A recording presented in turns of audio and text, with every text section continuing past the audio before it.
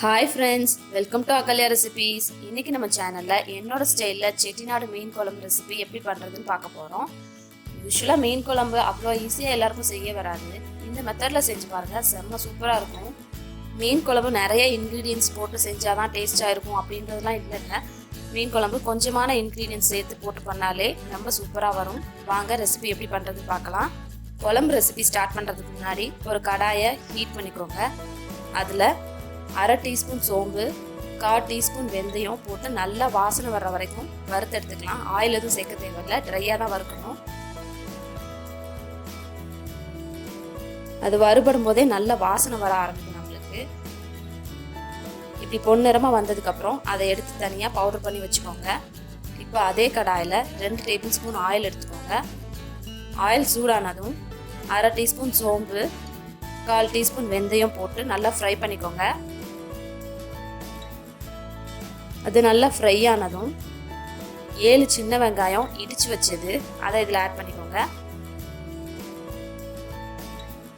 10 பல்லு பூண்டு அதுவும் இடிச்சது அதையும் இதில் ஆட் பண்ணிக்கோங்க.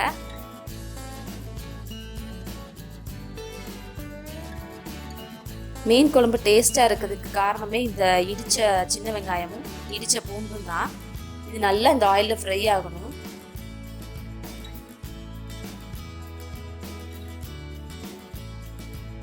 இது நல்லா ஃப்ரை ஆனதும்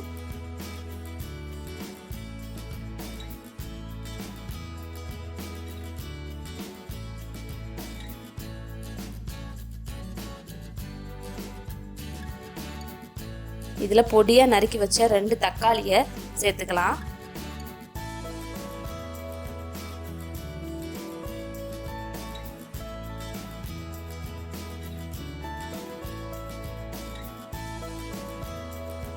இப்ப இதோட அரை டீஸ்பூன் மஞ்சள்தூள்,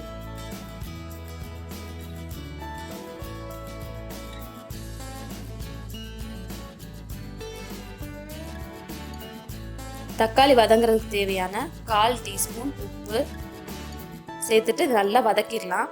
இந்த தக்காளி நல்லா கரைஞ்சி வரணும் நமக்கு. யூஸ்வலாக நான் மீன் குழம்ப நைட்டே ரெடி பண்ணி வச்சுருவேன். நைட்டு ரெடி பண்ணிவிட்டு அடுத்த நாள் சாப்பிடுவோம். ரொம்ப டேஸ்டியாக இருக்கும். இப்போ தக்காளி ஓரளவு வதங்கினதுக்கு அப்புறமே நம்ம அதுக்கு தேவையான மசாலா சேர்த்துக்கலாம். 2 டேபிள் ஸ்பூன் மிளகாய் தூள், 1 டேபிள் ஸ்பூன் மல்லித்தூள், இது ரெண்டையும் இதில் சேர்த்துக்கலாம். இந்த மிளகாய் தூளும் மல்லித்தூளும் நல்லா இந்த எண்ணெய் தக்காளியோட நல்லா சேர்ந்து வதங்கணும். பச்சை வாடை எதுவும் அடிக்கக்கூடாது, நல்லா வதக்கிடணும். ஸ்டவ்வை மீடியம் லோவில் வச்சுக்கோங்க, அப்போ தான் அதுக்கு அருகாது இந்த மசாலா. இப்போ இந்த மசாலா நல்லா வதங்கிடுச்சு. இதில் ஒரு பெரிய லெமன் சைஸ் புளி எடுத்து ஊற வச்சு அந்த தண்ணியை இதில் சேர்த்துக்கலாம். இது எல்லாத்தையுமே நல்லா மிக்ஸ் பண்ணிடுங்க. இப்போ நம்ம ஸ்டார்டிங்கில் ஊற்றின ஆயில் ஓரத்தில் வெளியே வர ஆரம்பிக்கும். அது வரை இந்த மசாலா நல்லா கொதிக்கணும். வந்துடுச்சு இப்போ ஆயில் நல்லா. அதோட 1 டேபிள் ஸ்பூன் உப்பு சேர்த்துக்கோங்க.